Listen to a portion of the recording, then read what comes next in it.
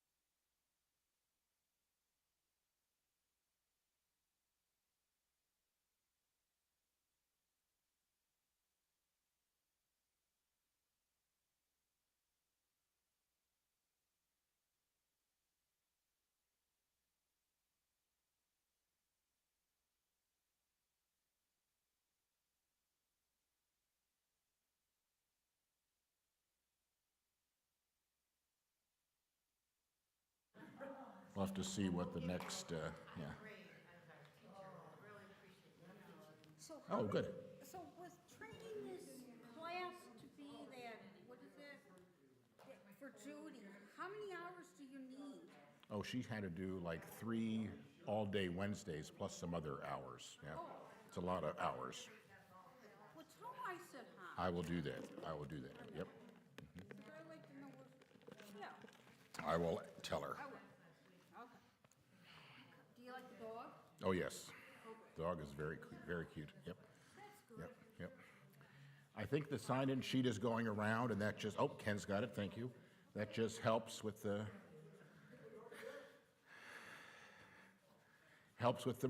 numbers, you know. I don't have the book, so It's okay. for homework, We'll just, I didn't have the book. it's okay. So I We're gonna, don't worry about it. Don't worry about it. Yeah, yeah, yeah. I'm just kidding.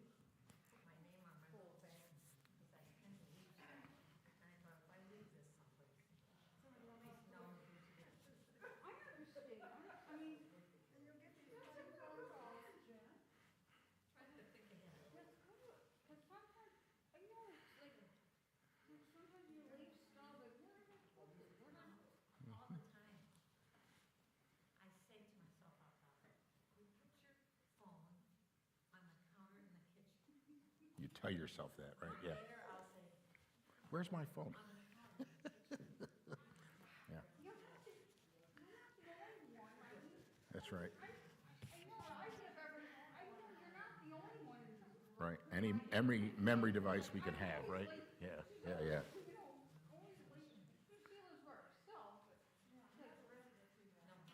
And nobody else says, where's my phone? It's in your Yeah.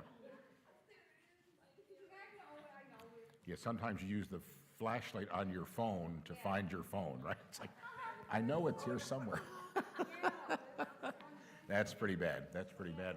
All righty, friends, welcome. We're a little after 7, and this is our last class. It's gone by very fast. So, and I said Alex hasn't asked me for anything else, so I don't know. Apparently, there's a gradation of draw for how many people come, and the committee says, well, not many people came to that, so we're not going to have that person again. And I don't know how they do it. Anyway, it's always good to be with you all. So, and of course, Judy says hello. People say hi to her. She's doing well. People have asked, she's taking a class to be a postpartum doula. And that's where people who care for women right after they have their babies. And it's a intensive class, and she has to do all these research things and writing, and anyway. But she said, if I get it all done, I'll be certified. I can charge $35 an hour, she said so.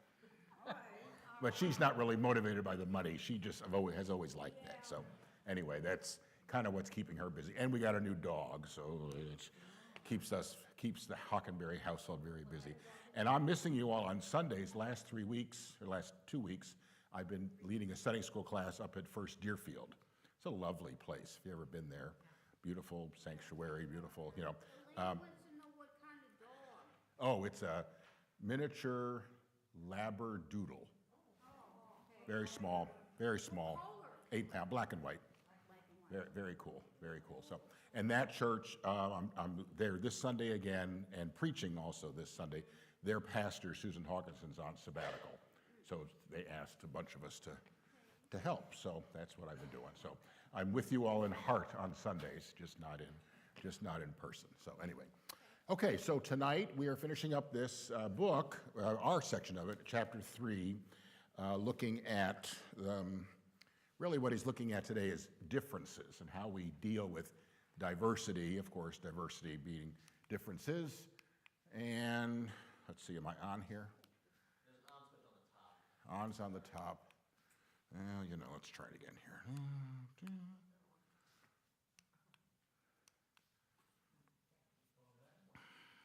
Wait a minute. There's an on button. Did you break it, Ken? Ha! Thanks. Like plug in, we had a new organ put in at Beulah where Judy and I served.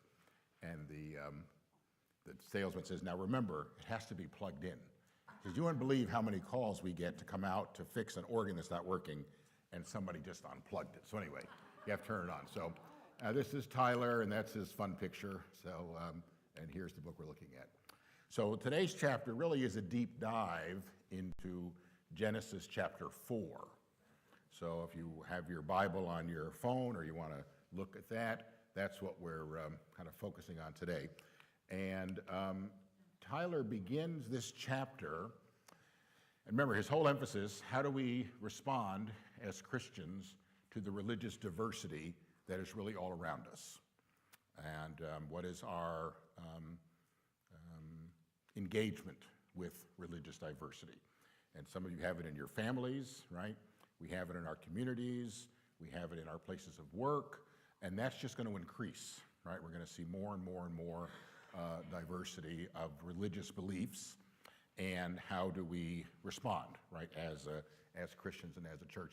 He talks about this theory, begins the chapter, that he said his kids were, in his earlier job, lived in a suburb of, or I guess, what is it called? A neighborhood. That's what we call them here, right? Neighborhood in Chicago. This was a neighborhood in New York that was very diverse. He said, you go on the subway, you see all kind of people. His kids in the classroom, all kind of folks, That was a little bit what even our kids at Louisville had, certainly with black and white and, those groups, certainly pretty prominent. So the theory is that you have this classroom with young children that's very diverse, and the thinking was that you just put kids in this environment and they will automatically come to see and appreciate differences, right? It won't be everybody's, this kind of color of my skin close to it. We'll see all different kind of folk, different ethnic backgrounds, religious background. This is a good thing, right? And it will just kind of happen naturally.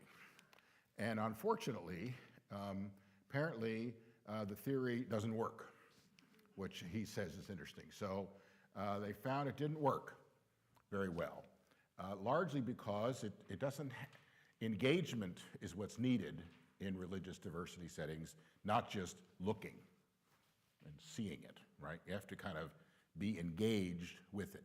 It won't happen automatically unless there's some engagement. There is the think that kids tend to hunker down with similar kids by racial ethnic group. Anybody have any reflection on that or seen that? If any, what's that? Not just kids, but adults. Yeah. You're in even at Presbyterian meetings. At a Presbyterian meeting, we have some African American churches, right? Some Korean churches. Where's everybody sit? You sit with people you know, and your group, and the Koreans are here, and the Africans are here, and the white people and European are here. So there's this thing I remember in church in I guess it was theology class or church history class.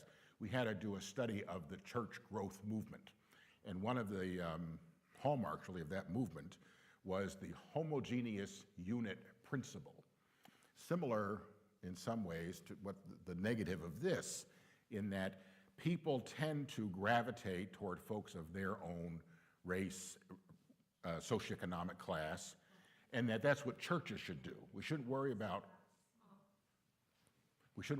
diversity.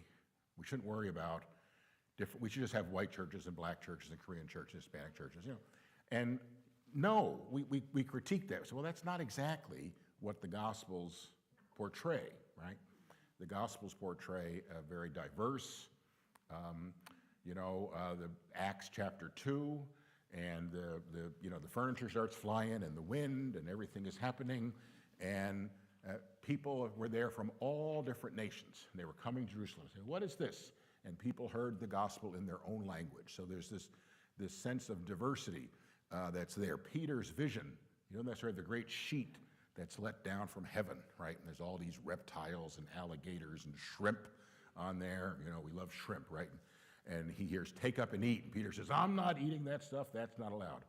That's profane. And the voice says, what I have made clean, you must not call profane. And then Peter goes to Cornelius' house, and the gospel spreads between Jews and Greeks, right? Peter had some trouble with that later, but eventually, here we are. So this is not an automatic thing unless you really kind of engage the differences and talk about them. And so that's obviously what we're doing with this class. Diversity, he quotes Eboo Patel again, diversity is simply a demographical fact. Pluralism is a hard-won achievement, right? You have to work at it, right? If you're rolling into a pluralistic society, it requires some work. You want to tell your story? Walt saw something in the paper today. The editor of the Tribune today. There's a bit of a controversy. I don't know if it was DuPage or Kane Kelly. Okay. Governmental meeting, and one of the board members is Muslim. In the middle of Ramadan, took a break to pray. Took Yeah. a certain amount of criticism for that, when you could have done it another time. Yeah, so The letter defending that individual and that action was written by a woman who identifies as a Catholic, okay, who says there is much in common with Christians and Muslims. right, And the Yeah. Muslims believe you should pray everywhere, and she said that's what Right. we should be doing too. and it's prayer at prescribed times, right? So this meeting was happening, and apparently it was one of the prescribed times. So this woman takes a break from the meeting, goes and prays. Now, that could be a little off-putting, right? Especially if you're an agenda-driven type A personality and the meeting is from 1 to 2, and you got other meetings and other Zooms and other projects, and here we're taking a break for the benefit of one particular tradition, right? That is not at all the majority tradition, right? So there's an example of how do you engage in that, right? And this will come up. What is our reactivity to that, right? So anyway, let's look at this text. So we do a deep dive into the story of Cain and Abel to discuss differences. So just kind of differences, diversity is what his point is in this one. We know some of the Genesis material. Alex has preached, right? I still remember a TC sermon series called Not Genesis. Remember that, So yeah, because Alex obviously loves this stuff. Genesis 1 and 2 are the two creation stories. You remember that? Very different stories. Some try to smush them together, but they're really two very distinct, wonderful stories. Genesis 3 is about the Garden of Eden and the trees and all that stuff, right? Genesis 4, the beginning of it, is about Cain and Abel. And it's interesting, this is not part of the lectionary. So all of us in the men's Bible study, and some of that group has been together for 30 years, I hear. Anybody? I mean, a long, long, long, long time. Associate Pastor Adele, she kind of got it started. So when was she here? A while ago, right? And she used to make breakfast. That was the attraction for the men. She would make egg casserole, and they would all come. Now it's just the Bible, and we all come, But anyway, good for her, right? That we would never read that story. And Tyler in the book talks about he preached a sermon on this at one church, and the pastor said, "I've never heard a sermon on this text. It's not in the. Have you preached on it? I've never preached on it. No. Anybody else? Hear a sermon on it? Cain and Abel. Well, what is our? If you didn't read it, if you read it, don't answer. But if you hadn't read it, Cain and Abel. What do we know? What little do we know about these two characters? One killed the other one, right? That's all you know, and that's a lot of folks. They didn't get along, there's a lot of jealousy. A lot of jealousy. Didn't get along, right? Right? One kills the other. Anybody else? We don't have a lot of generalized knowledge. And certainly in the New Testament, Abel is lifted up, and Cain is this, Cain did not give the acceptable sacrifice like Abel did. That's in Hebrews, right? So he calls it the interpretive history of this story is not very favorable toward Cain, right? Okay, so we look at the story. All right. So I would invite someone to read. Now this, if you have the book, of course, Tyler is a Hebrew scholar. He does his own translation. And every time he gets to God, it's the living God. That's his translation. It's the living God. And there's some other things I'll point out. So anybody want to read this first? Please. Now the man knew his wife, and Eve, he yeah. conceived and born Cain, saying, I have produced a man with the help of the Lord. Next, she bore his brother Abel. Now Abel was a keeper of the sheep, and Cain a tiller of the ground. Okay, thank you. So that's the beginning of the story. So these two brothers, Cain and Abel. Now, Hebrew, of course, like a lot of languages, has specific meanings to specific names. Anybody know the meaning of their own name, like the history of it? Please. I'm Shoshana in Hebrew, and so Lily. A lily. Shoshana. So Susan is Shoshana. Anybody else? No, nobody? Yeah. It's both my names mean friend of mankind or defender of mankind. Friend of mankind, defender. Awesome. Anybody else? You know what Kenneth means? Handsome. Yeah, present. You're included. Present company. Excellent. Right? Yeah, handsome. It also can mean quick, like you're fast. I don't know, fast. Anybody else? My husband's name was Donald, which meant lover of horses. Really? Lover of horses. So y'all can look, just Google your own name. What, Zoe? Life, exactly. Yeah, zoology, Zoe, yeah, life, yeah. So Google your own name, or look at it's kind of just, as to maybe why you have it. There might be some story there. David, king, right, or shepherd, right. So just again some of the Hebrew. So in Hebrew, Adam, okay, we say Adam and Eve. Well, Adam, the Hebrew pronunciation is more Adam. And the earth is Adamah. So clearly, two very similar names. So we could say, Adam is earth creature, a creature of the earth, right? Adam, Adama. Eve has the meaning of life-giving, okay? So then come along the next two. Oh, there's a, Tyler points out there's only one mention of conception, right? So it could be they were twins, but it's not portrayed that way, right? The man knew his wife, the biblical understanding of know, right? She conceived, bore Cain, and then Abel. Doesn't talk about another, 2 years went by, and, it's just Cain, with some language about him, and Abel doesn't get much mention, right? Okay.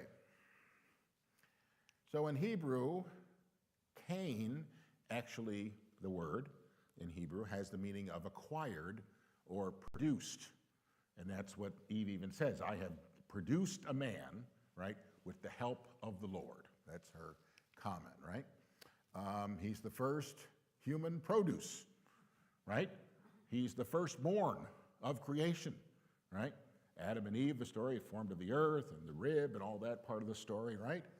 And then life continues through Adam and Eve having a child, right? Abel has a very kind of sad name. It means vanity or pointless. I never knew that. I went to seminary. I never heard this before, right? I didn't have Tyler Mayfield in seminary. But that's the meaning of this word. It's also used in Ecclesiastes. All is vanity, vanity of vanities. All is pointless, right? Nothing's good on the earth. Very kind of depressed, sad understanding, outlook on life, But that's Abel, right? Abel's name is not explained.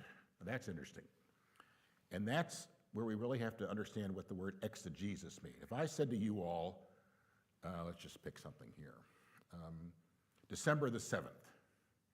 Now, my guess is, Pearl Harbor, exactly. My guess is most all of us would know without, I didn't say anything else. I just said December 7th. September 11, right? It's just instant knowledge. So it could be, Tyler says, that there was no need to explain Abel's name because everybody who read this would have known that. And that's an important fact to know. It's just that's what we call exegesis. What's in the text that historically has meaning that we don't get unless we do some study, right? So it could be that's why, they had Cain, Abel, who cares, right? He's nobody. He's nobody, right? Okay. So there are the two names. Right away, there's an early focus on how these guys are different.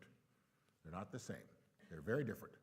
Even their occupations, right, are different. Different names, different occupations. Okay, next section. Anybody? Another reader, please? Please, thanks, Joe. In the course of time, Cain brought to the Lord an offering of the fruit of the ground, and Abel, for his part, brought of the firstlings of his flock, their fatlings. Yeah. The Lord had regard for Abel and his offering, but for Cain and his offering he had no regard. Okay, so again, we're seeing differences, right? One is a shepherd, one is a farmer. They have different names, different occupations, right? And now they have different offerings to God, and there's different reactions from God, and that's not explained. Tyler in the book talks about, Tyler talks about how there's been a lot of historical interpretation by commentaries to try to explain this, right? And they look at the word like offering, and the other one is more the context of gift. And he says it's really kind of, that's the word they teach us in seminary to avoid, is eisegesis. Taking what you know and reading it into the text to try to find an interpretation. That's not good. You got to have the text speak to you and learn the historical background of the text and not try to read meaning into it because you're uncomfortable with God in this situation. Why does God do that, right? We see that as a problem. Tyler says it's not a problem, it's just a given. That's the text, right? Don't try to fix it, right? It is what it is. We want to try to fix it. Well, how come God did that? And then whole thing about that. No, that may be interesting, but it's not really relevant to the text. So all these differences, right? Ken, I want to Yes. apologize. It's okay. My battery is dead. Oh, that's okay. Is that what we're hearing? I don't know, it's right here in my phone. And Right. If you hear a beep beep. That's what I hear. Oh, Not to worry. don't worry. Okay, about next reader. So Cain was very angry, and his countenance fell. The Lord said to Cain, "Why are you angry, and why has your countenance fallen? If you do well, will you not be accepted? And if you do not do well, sin is lurking at the door. Its desire is for you, but you must master it." Interesting, long comment from God, right, about Cain, right? Why was brother's offering accepted and mine not, right? Speaking for Cain. Okay. Different reactions from God, response to the offering. Notice we hear no reaction from Abel. And in fact, Potter points out, which I don't know either, Abel never speaks in the entire story. Never. We don't hear word one from Abel, right? God continues to ask good questions of Cain. Why are you angry, right? What's going on here? He asks Cain to explore his anger and pushes Cain a little bit to kind of think through what his anger is covering up. Now that's an interesting behavioral, emotional question. I learned in seminary, Pastoral Care 101, you ever say you're in a bad mood? You're in a bad mood. People are moody. My professor said moods generally are masks for real emotions. So if you ever find yourself moody, in a bad, or somebody else, your spouse, your friend, your neighbor, in a bad mood, the good question to ask is, what is the real emotion behind the mood, right? And that's what Totter postulates that God is asking of Abel. Why are you angry?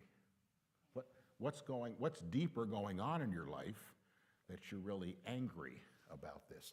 And your countenance falls. He's moody, right? He's crabby. You ever feel crabby? Yeah. Well, that's an opportunity to examine what's really going on here, right? Moods often mask a feeling. And if you want to get a thing on feelings, just look up Alex's sermons. Remember, we had that whole series on feelings, right? Some of you remember Lance Clenard, one of the pastors here way back. Lance did some premarital counseling work with me and Judy, and he said mostly all feelings can be reduced to 6. If you want to try to, it's always helped me, right? On the sort of positive side, right? Anybody want to guess? Positive emotions? Happy? Excited? And Lance said the third is tender. That's a pretty good summary. On the less than positive side, ready? Angry? Scared? Sadness. Right, they're the basic 3, right? And so you could, think about all that emotional wheel, remember? I still have that. It's a good thing, right, Amy? You have that. So you can find that, and they're reduced to those 6. So what's going on, Cain, that you're so angry? And of course, Cain can never answer it, right? He never answers it. Okay. Next section I'm going to read. Cain said to his brother Abel, "Let us go out to the field." Now you notice the B footnote there. And when they were in the field, Cain rose up against his brother Abel and killed him. In Tyler's translation of these verses, here's how it reads. Where is it? Lost my page. Okay, here.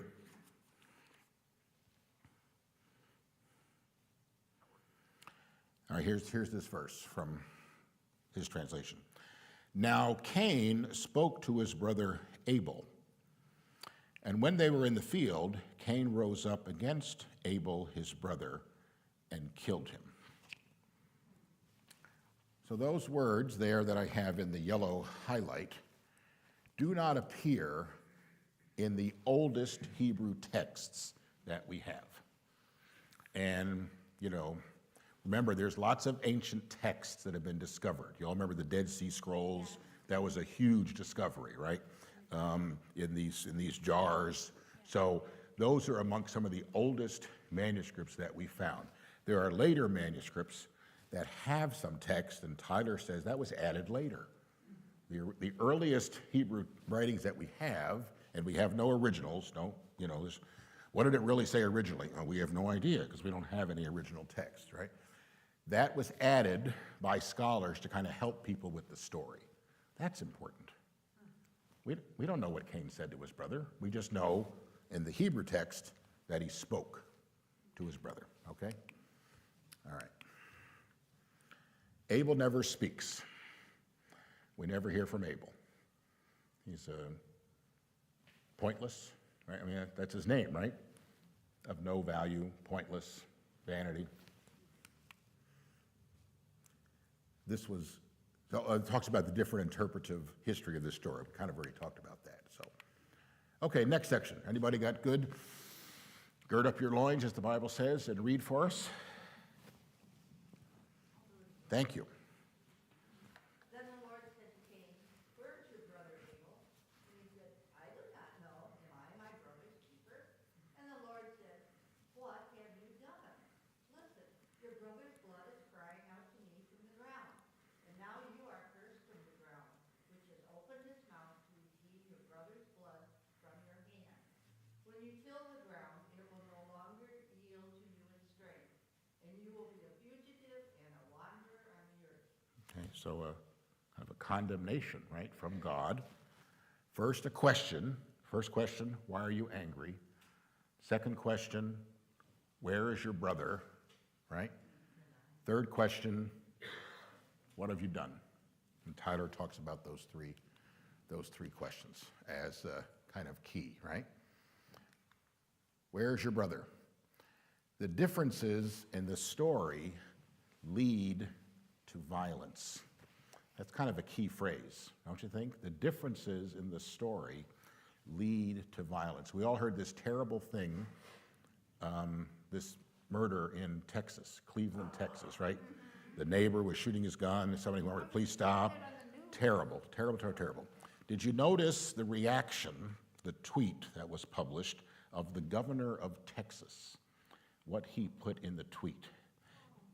Yeah. It's like this man killed 5 illegal aliens. Yeah.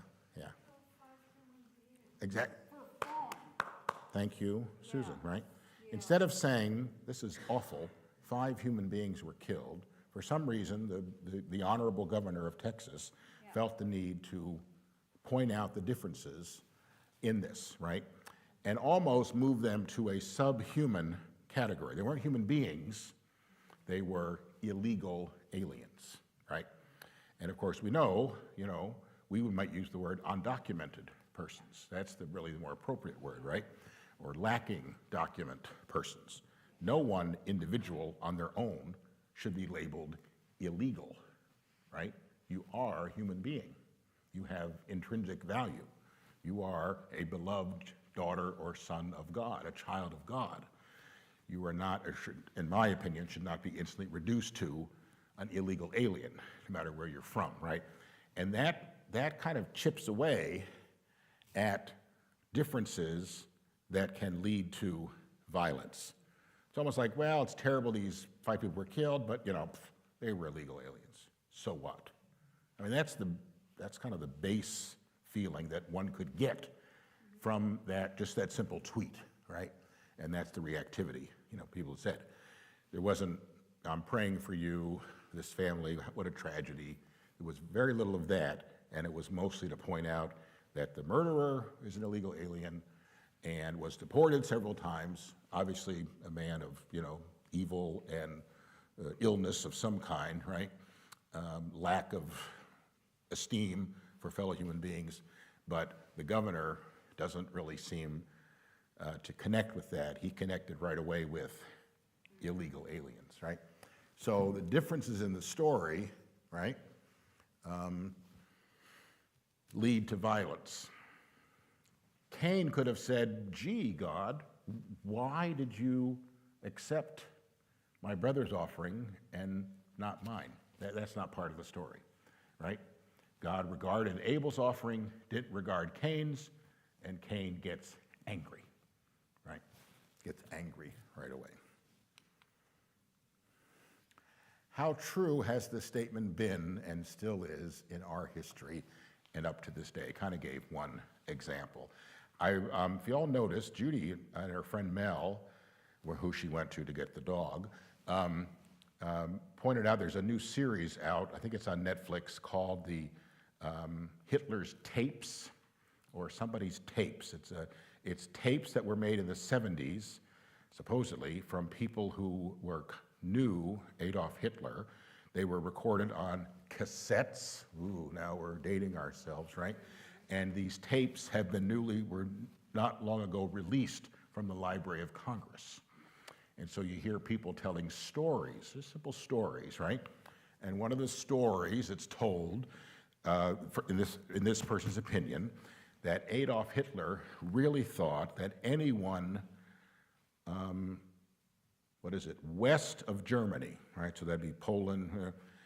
He didn't really regard them as human beings. He was part of Jewish. Well, maybe, right, maybe. But his regard for Poles and Russians, right, and others was they are not human beings. Now, that's pretty stark, right? So if you have regard, if that's your regard for other people, that they're not people, right? That's, again, kind of like the illegal aliens, kind of chipping away, right? And responding, you can then respond to anger to those who are not human beings. You can then respond with violence to those who are not human beings, if that's, right? If that's where you're at, that's where Hitler was at. So still, what's that? It's just like my husband, okay? He didn't, I idolize like all the crazy people, like Hitler and all these people. yeah, I said, why do you idolize them? They're very good people. And yeah.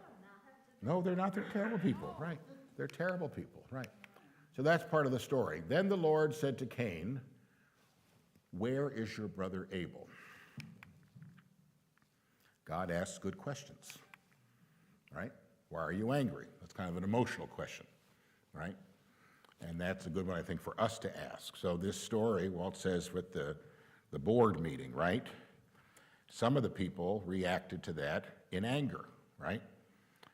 I might have been one of them, right? If I'm sitting there and I have my agenda and someone's religious practice is interfering with my schedule because I want to get on to getting my work done. I don't want to take time out for you to pray. Well, I could reframe that, right? And say, well, what a good thing. We should pray more often. How about, since our Muslim sister is taking a break to pray, let's all take a break to pray, right? Let's all meditate. Let's all relax for a second, right? Well, Muslims, they pray, wherever They pray 5 times a day. Yeah. they're supposed to pray 5 times a day. That's right. Where do you want? Exactly right, Amy. Exactly right. I don't think that's right. Well, that's their tradition. That is their. So how do I don't we... think there should be criticized. Well, exactly right. That's what this person is saying. Shouldn't criticize that, but there may be an immediate thing of anger. Well, I don't want to do that. That's interfering with me, right? All right. So God asked a question about emotional. What's the emotional field, a therapist might say, right? What's going on? Sad, happy. What is it? Happy, excited, tender, sad, angry, scared, right? Good questions to ask. Next question, where is your brother? Now he frames it as a theological question. It's not a question of geography necessary, it's a question of relationships, right? What is your relationship with your brother, right? Where are you in relation to your brother or sister, right? And then a last question, kind of an ethical question, what have you done? What is your behavior, right, in this given situation? And of course, Cain couldn't answer any of these, right? He doesn't deal with his anger in the story. He gives God lip. What am I, my brother's keeper? I don't know where my brother is. And then someone said in the text as well, You know, some scholars say, well, God is really asking a rhetorical question because God knew where the brother was. He knew the brother was dead. But that's less the point. The point is to Cain, the question, where's your brother, right? What is your ongoing relationship with someone who's very different from you, right? All these differences, but who is still, nonetheless, your brother, someone to whom you're related. Cain couldn't do it. Yet, here's the remarkable thing, God stays connected to and in communication with Cain throughout the whole story. God doesn't write Cain off, right? Now, we'll see that in the next part, right? That's the next section. But God doesn't do that, right? Okay. Then the Lord God said to Cain, where is your brother Abel, right? God asks good questions of us in the face of differences and diversity, just like this one example we had earlier, right? And others of you have shared about your own family situation, right? You try to work to accommodate the differences of the tradition within your own families. That's a marvelous thing, right? Why are you angry? What's the emotional field? What about our theology in terms of relationship with others and an ethical question? Okay, here's the last one. Anybody? Thank you, Susan. Cain said to the Lord, my punishment is greater than I can bear. Today you have driven me away from the soil, and I shall be hidden from your face. I shall be a fugitive and a wanderer on the earth, and anyone who meets me may kill me. Then the Lord said to him, not so. Whoever kills Cain will suffer a sevenfold vengeance. And the Lord put a mark on Cain, so that no one who came upon him would kill him. Then Cain went away from the presence of the Lord and settled in the land of Nod, east of Eden. Thank you. Anybody read that? What's that last phrase? East of Eden. There's a book, right? Yeah, Steinbeck novel on that, right? All right. Thank you. So this is, kind of the rest of the story, right? After the killing, after God asks all the question, Cain speaks then to God again and says, hey, I can't take this. It's too much, right? My punishment is more than I can bear. So God still extends grace to Cain despite his terrible actions. How about that, right? You would thought God would be very condemning, right? Condemning of Cain, right? Smote Cain dead. You killed your brother, zap, right? No. God, what's the good word? Nevertheless. It's a good theological word, right? Nevertheless, God still has regard for Cain, a sinner, a murderer, right? A jealous person who reacted to differences with violence instead of grace and desire to get to know the other who was different, his own brother, right? God asks us these questions when we face differences and diversity, right? Am I my siblings, that's how he puts it, am I my siblings' keeper, right? And who are our siblings? Everybody, your sister, your family, right? But also others, right? Even the person very different from you, as this story points out. Very different people, Cain and Abel, right? Brothers, very different. Occupation, their names have different meanings. God reacts differently to them, all these differences, right? And yet, they're brothers.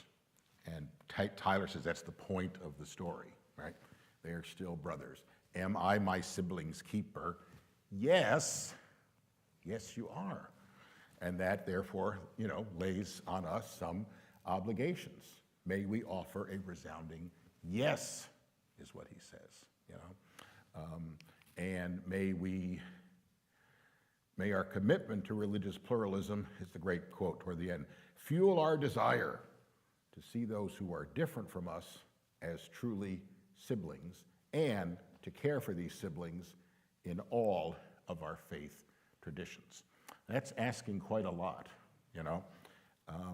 We might just talk about that for a little bit. We know that verse, right? So I suppose have we heard sermons on that? Am I my brother's keeper? If we haven't heard sermons on that, we probably should have, right? Because I think God, kind of asks of us this kind of theological question, right? What is our relationship? What is the level of our relationship with fellow human beings, right? And that can sound kind of abstract, right? But it has meaning for us in the everyday encounters that we have, right? Because we all have everyday encounters with other human beings. And what is our reaction, My reaction sometimes, I take the train into work a lot. I walk about 3/4 of a mile to the office, and I often see the same guy standing out in front of the Walgreens on Halsted and Monroe, Halsted and something. Anyway, I don't know the cross street, right? And the sign says no loitering, right? He's not been there of late because recently the Walgreens has been playing very loud classical music out their speakers, Vidor, staccato and fugue, and Philip Sousa marches, and I'm just wondering, that's a new thing. I'm wondering why that's being played there, And sometimes, if I'm feeling generous, I will give $1, but most times not, So there is an encounter that I have with something very different, right? I don't know his story. I'm on my way to work. I'm too busy to stop and chat. Maybe I should consider that. But that's someone who's very different from me. And my encounter with this person is often to just walk by and occasionally to give. And he's very grateful when I do that. Another time there was someone I used to take when I was younger, 3, 4, 5 years ago, 3 years, I used to take the L. The L bounces you around a lot, and I much prefer the Metra now, plus it seems to be a little safer. But anyway, on the L, this same guy sometimes on the train, no loitering, no panhandling, right? And he is still there doing that. So that's an example, and we've all had those encounters, right? I remember my father-in-law once, he took Judy and I and Lois to see Carmen. It was a wonderful opera. And they were going to eat, and we walked by someone begging, about to walk in the restaurant. Don turns around, walks back, hands him some money, and, Lois, what'd you do that for? He says, well, we're going to eat a nice meal. Let's help somebody else eat a nice meal. So, am I my siblings' keeper? Well, in that example, sometimes what I've shared, maybe we are, right? I've gone to keep $1 bills folded up in the ashtray of my car. I don't smoke, so I don't worry about that. But, I just have a few in there. So, you pull up to the intersection, and there's the guy standing there, right, with the sign. Other stories of example where we are less inclined, maybe, to see someone else as our sibling and want to be their helper. You've had Ken, yeah. Okay, so that's kind of indirect, right? The pictures in the mailbox, the TV, right? Feed my starving children can lay a guilt on you, right? Yeah. And, there was in the ancient days, there was no television, there was no awareness, right? It was very much a local situation, right? So, perhaps we can be forgiven. We can't solve the world's problems. We can help a little bit, right?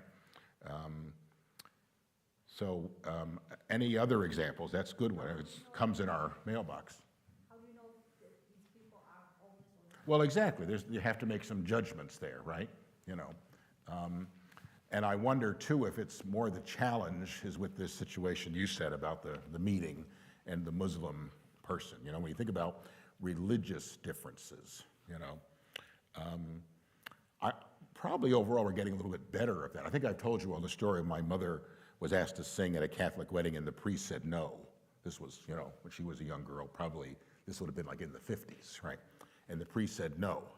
Why? Well, because she's not Catholic, So there was a difference that a Catholic bride who befriended, oh my God, a Presbyterian girl, right, who couldn't sing at the wedding. Now, I don't think that'd be the case today. I think we're a little better with that stuff. So maybe there's been some improvement in terms of recognizing religious differences, you know.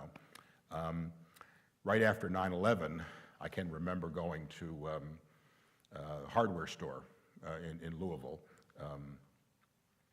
Home Depot, and the guy was a Sikh, and you've seen the head, wear those kind of turbans on their head, and he's on line ahead of me, and he, you know, pays and leaves, and the cashier says to me, boy, that guy's really, you know, at risk these days, just because of that, right?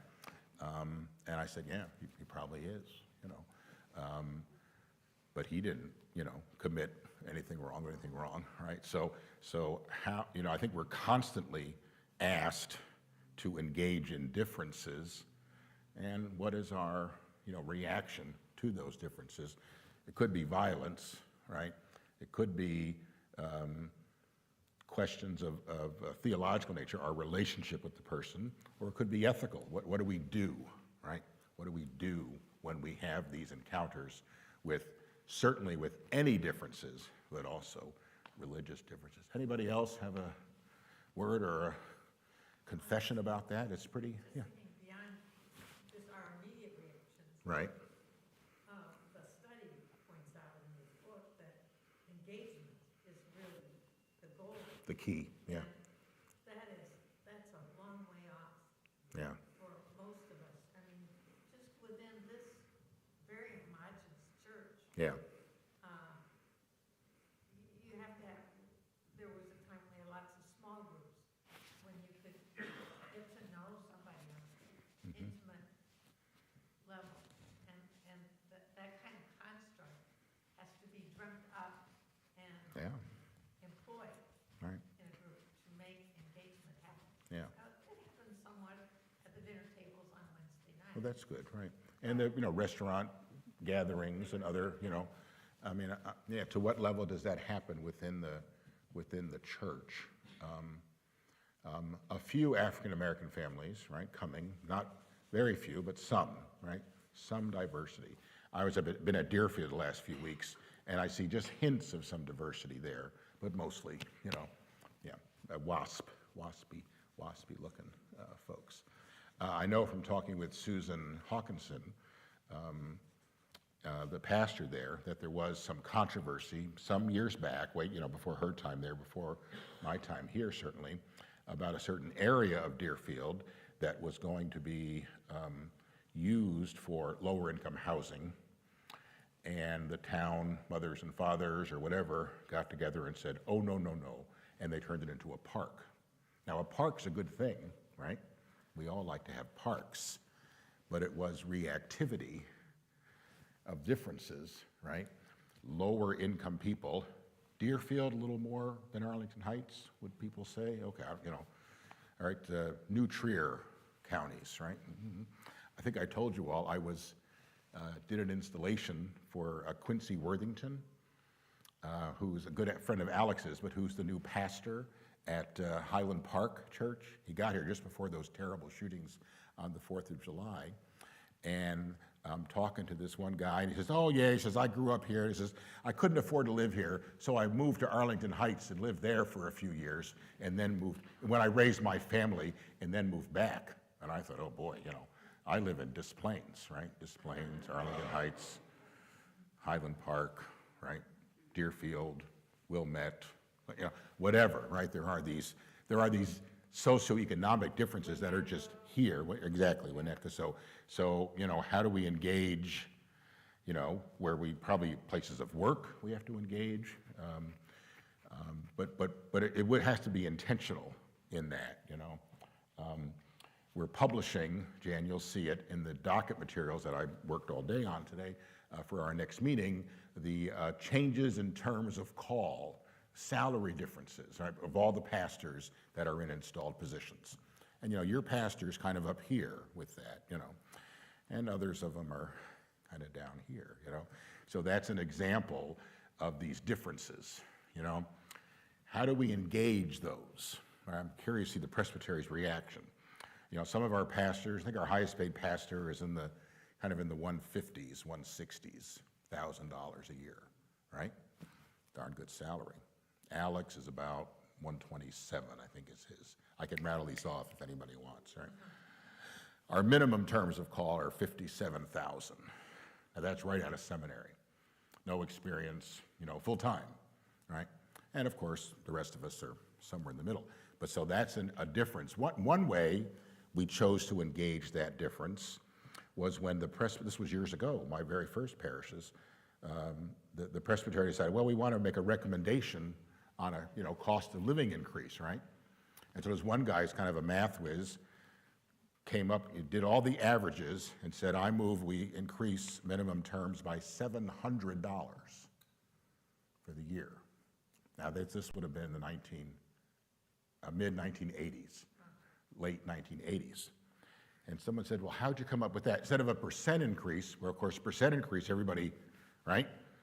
If you're making 50 and you get a 10% increase, you're making 120, you get a 10% increase, you know. So one way to kind of engage difference was, well, let's not do it that way. Let's do it with a fixed dollar amount. And that passed, you know. So that was a way to say, hey, you know, let's let everybody move up together and not like this and like this increase, you know. So some of those, I think, simple things are, you know, maybe we're taking baby steps toward engagement of how to deal with these differences that are clear, right? I don't think the $120,000 a year pastor is working 5 times harder than the $57,000 pastor, probably not, right? But there are these, you know, and pastors, by the way, it's the only one of the very few, except of, you know, public servants maybe, that everybody knows your salary because it's out there, right? You remember, right? You asked your people their salary, well, tell their salaries, right? But yet, church, here it is. You vote on it every year, right? Alex leaves the room, you all vote. Judy left the room, you all voted, right? Other examples, what else comes to mind? How do we engage these differences? Yes? Okay, I think it was a couple years ago. Right? I got so scared. Arlington came to pick me up for church. Right? And then I thought, this guy who was in the vestibule by the mailbox, Mhm. he says, don't move. Because I thought he had a gun. Oh my goodness, yeah, I yeah. got scared. Well, there's a difference, yeah, yeah. People who bring guns to church don't do that, yeah, yeah, yeah, yeah, He said, I'm staying here, sleeping here. yeah, And then I just, okay. yeah. That's a, I thought he had a gun in his that's a huge difference, yeah, yeah. Is this a, do we disallow guns on this property? Good, okay, that's, you know, so there's a step. We say, well, you know, it's a violent world, we're gonna say no here, you know. Library, same thing, right. So there's a way to kind of engage differences, but say, no, we're gonna be a different kind of community here. We're not gonna move toward, you know, violent reactivity. We're gonna try to work that out, yeah. Anybody else, kind of differences that you've had to negotiate or deal with in work or at home or in school or, you know, when it comes to these, you know, and then our regard for the other who is different from us, right? I remember going to, I had to buy sound equipment. This was in Louisville. I had to buy sound equipment for some church event in the gym. We didn't have a sound system. And I walked in, and this guy had a young guy, completely bald, shaved head, except for a triangle right here, literally a triangle, with a huge ponytail coming out of it. And I walk in, I look around, and I looked at him, I said, well, I am so out of my element, right? I say to the guy, I'm looking for sound equipment for a church. I serve a church in Fern Creek. He says, oh, what church? I said, oh, Beulah. Oh, my first marriage was there. So I'm like, oh, cool. Did so-and-so? Yes, so-and-so did the wedding, but we later divorced, but I really appreciated the church. So there was somebody who looked very different from me, with whom I would thought I'd have no real relationship with, and yet he was at the church I served, Judy served, and so it kind of bridged a bit of a difference, right? I think those are examples of connection, of regard one has for the other who is clearly different, you know? Anybody else? Kind of engaging. Well, I hope this, There is- yeah, Okay, not my jewel, but my aunt's jewel. other jewel, yeah, And, I mean, there's this one lady. Right. She's a Czech, no, she's a baker. and Right. I've seen her. I mean, I don't, she has, I haven't seen her in a long time. Right. Because I go to the jewel. right, but what's the difference you're pointing out Like, between? her hair was like all these different colors. Different colors, yeah, so Different colors, but you see that a lot, right? Yeah. Just older, she was an Well, older yeah, lady, who but did I see the other day that dyed his beard blue, like blue, you know? Blueberry, yeah, it almost looked like blueberry beard, you know, yeah, I mean, you could, you know? yeah. Yeah. He did not. He didn't, I don't think so, yeah, but it's kind of like, yeah. So we see differences all around us, right? So the hope that, Tyler lifts up here is that we would engage those differences, especially when it comes to religious pluralism, and see those who are different from us as siblings, right? All in the all in the family. That was not a good, that was a lot of differences, right? That series, right? But to see maybe Archie Bunker overcame some of his, predilections, right? To see the other as the sibling, as of the same standing before God as you, right? Even though sometimes that's kind of hard to do, right? It's a challenge to do, but that's the hope that I think this particular story, lives up. Interesting too. So you read a little more in Genesis 4:17. Guess what that's all about? It's all about the descendants of Cain. You wouldn't think that'd be in there, but there's all these stories. Next several verses, right? You can read it at home. Talks about the descendants of Cain, and Cain had this son and had this wife and these children and these children. And, so in other words, God still didn't. It was important enough to put that in the Old Testament, in the Hebrew Scriptures. These are the generations of Cain. Why was that there? Well, God had some regard even for this guy who was different from his brother and reacted violently toward those differences, right? Didn't really satisfy God's questions, and yet God still had regard for him. That's pretty big. So, alrighty, friends, we're at time, 2 minutes. And this has been I hope a worthy conversation in class for us. Let us go in peace to love and serve the Lord. Amen. Amen. Thank you all. Very good. How old is the dog, Amen? What's that? How old is the dog? The dog is 4 months.